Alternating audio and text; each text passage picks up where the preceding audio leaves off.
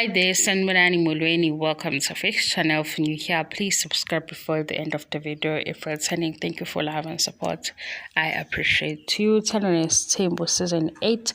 We are 22 January, but it's 24 episodes. Lapho kunomakhwela kuno number 5.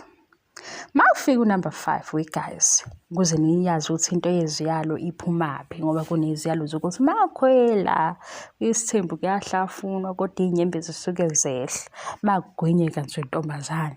Phinde futhi kwisithembu inyembezi ziyehla kodwa uhamba uyodova amayithana lapha kwembhede yakhona bekubeka amathawula amhlophe bekufihla amehlo ulale phansi bekudovadove ubekuvocavoca umzimba nje inhliziyo yona ikhathala kodwa kungabonakali ngoba nje usukucebezela.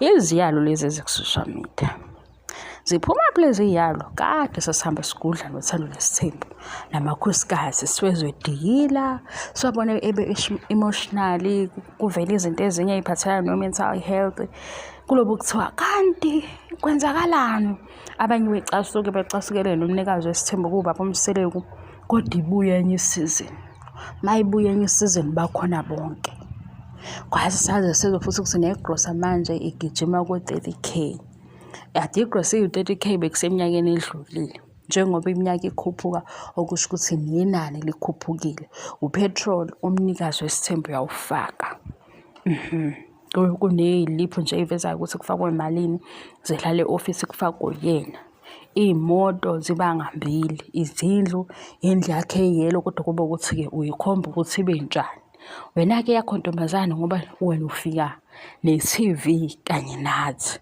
kusho ukuthi yakho uzoyikhomba wena usangasho ukuthi ayibe mhlophe ingabi yelo iyalo zabantu labantu bayithatha phi iyalo ngoba bebuka le TV show labantu kuvele kade benazi iyalo mase mina ngiba nombuzo ukuthi ke iziyalo ndibona ukuthi zizofinyelela yini la nithumela khona ngoba ithe ifika le TV show yafika amakhosikazi ekhona sekushadiwe sekuqediwe njengamanje base bathatha impilo yabo bathi bazoyibeka la ku TV show kuMzansi Magic kube sa movie kube sa film silobo sibabazile kodwa lona ofikayo ke mhlambe sikhona isikhala seyiyalo esincane isikhala elithi sesivela kodade odadeke la ku social media bangama group ahlukene bathi ke labo dadewe emakhwela njengoba babona bekhala mase wena uyayibuza ukuthi yini akufuthiwa akufani ukukhala uhlafuna yini nagazi nahlisa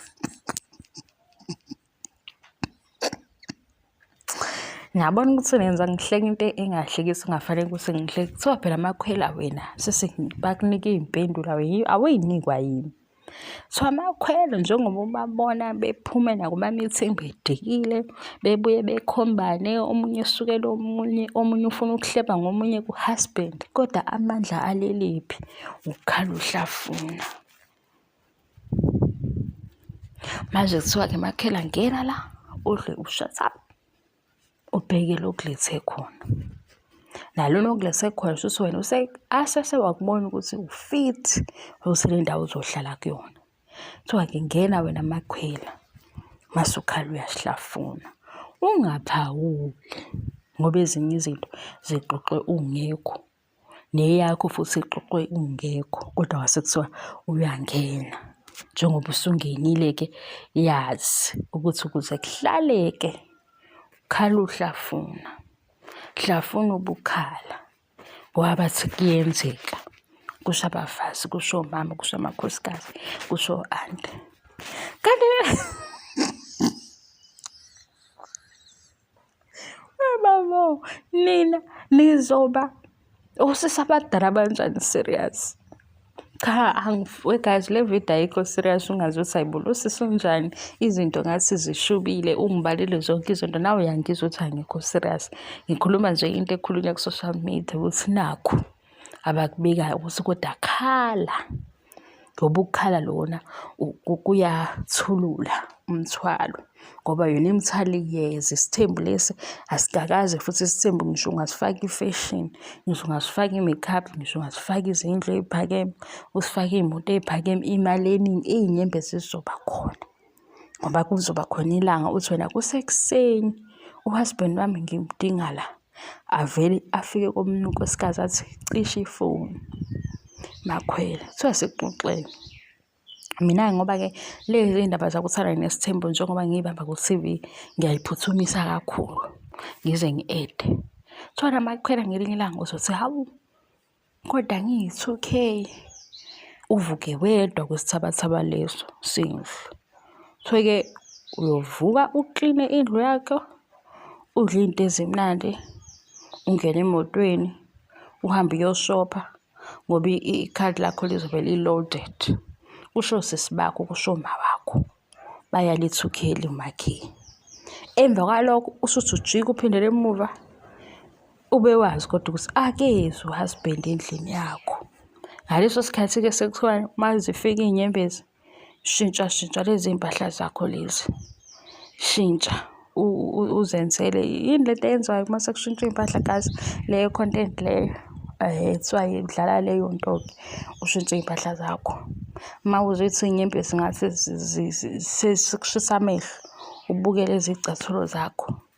Uma uzwa ukuthi kanjani vele u-ode-ke manje uvele ungasapheki, uma ungasenamandla okupheka uvele u-ode, kodwa amandla okukhala uhlafuna. Kusho abantu bayalumakhela.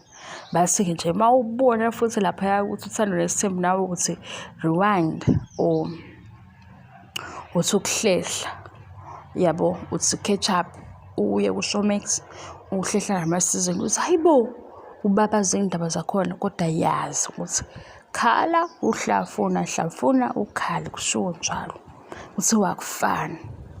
So futhi uma ubona engathi sikhona isimo esithini esikuvumela ukuthi ube no-2 days ungaphuma nasemzumbe. Kahle indlu kaMakhela izobe ikuphi? Ngoba kodwa ngibukile-ke wekazi kodwa kukhona enye ividiyo engiyibukile yaSineveza kubo ngathi hayibo kwi-TV show shuthi sibuka lezi zindlu abasuke bengena kuzona. Zikhona ezinye. Hayibo ngizomkhombisa ngoba ngizoze ngithi ufike unamanga. Le video ngosama ayikho serious. Ukuyihemela nje ku-channel yami angeke ngize ngikushiye ngoba ukuhema kanje kuyingxenye yale channel. Nangesikhathi mase kungiphoqa ukuthi ngibe serious ngento evelile engibiza ukuthi ngibe serious, ngizoba serious. Kodwa uma uzoxabana nami ngento engiyenzayo kufanele ukuthi ngixolise kodwa ngikuchazele ukuthi yona ngiyayenza. Ngoba nje le yaMakhwela nokukhala ehlafuna, ayi kade ngoba ngihleka lento. Uma ngihlangana nje nale comment ukuthi khala uhlafuna, seyibo abantu banjani. Ngoba inhliziyo iyakhathala, bathi bona cha. Uma inhliziyo ithola izinto ezi-right, inakho ukuthi ithole izinto ezi-right kodwa noma ikhala. Base futhi uma ukhala uhlafuna nobuthongo buyafika. Hayi nina indaba yenu. Kodwa yazi ngingasho ukuthi ngiqinisile noma ngavumelani nani. Kukhona abantu la ku-social media kuyiveze nje kuthiwe nangi i-boyfriend kabani ex. Uthola ukuthi ubhuti yabo lo umbone ukuthi cha akekho right. Mase uyibuza ukuthi kanti yini engalo bhuti? Imali. Hibo khona abantu yabo masuzwile isigaxa senzile ku-social media uvele uthi nje lo akasophinde abe nomuntu ohleke eduze kwakhe. Uthi uyabheka nangomusha. Futhi uma uyabheka usisi omuhle. Hayi ukuthi lo sisi akacabangi, kunemali phakathi. Kunemali, kune-soft life. Manje-ke i-soft life mayikubiza emzumbe Makhwela-ke mina ngizothini? Mina ngoba ngibuka i-TV show. Kube khona abanye ngesikhathi ngithi ngikhuluma nge-TV show bayifune kimi iy'nkulumo ezakhayo. Ha! Mina nje iy'nkulumo ezakhayo ziyafika ngaleso sikhathi ngempela uma kuyisimo esiphoqayo. Kodwa isimo esifana nese-TV show asingiphoqi ukuthi ngibe ney'nkulumo ezakhayo. I-TV show yesinye isikhathi iyangenza nje ukuthi ngihleke kanje, ngihleke imibono yabantu ukuthi bathi khala uhlafuna. Khala uhlafuna. Hlafuna mase uyakhala. Hayi weMakhwela kusho abantu nawe ungabuye uze kimi uyibambe lento mase isixaka ukuthi khona babeyisho. Kusho abantu bathi khala hlafuna. Kuthiwa nje akuhambisani kanje. Kodwa uma ukhala uma nesizwe sesihloko, hayi bathi-ke usuwesi-ke wena. Usuwesi-ke nje into yakho idinga umthandazo, idingani ngoba akufuneki ukuthi isiso sibe empty kodwa ukhale. Kuthiwa nje uma kunjalo ukhangisisa MC hamba kini. Mase umakhelwa uy'buza ukuthi kuthiwa ababuyeli ngani-ke omama basemzumbe, kuba ukukhala uhlafuna. Hawu, kodwa lokhu kukhala uhlafuna nje kwathiwa amamiliyoni enziwe kanye nabo bebekhona. Asishiyile ngale ndaba ngoba ngizosuke ngithatha enye nje ibe serious kanti ayikho serious. Bye.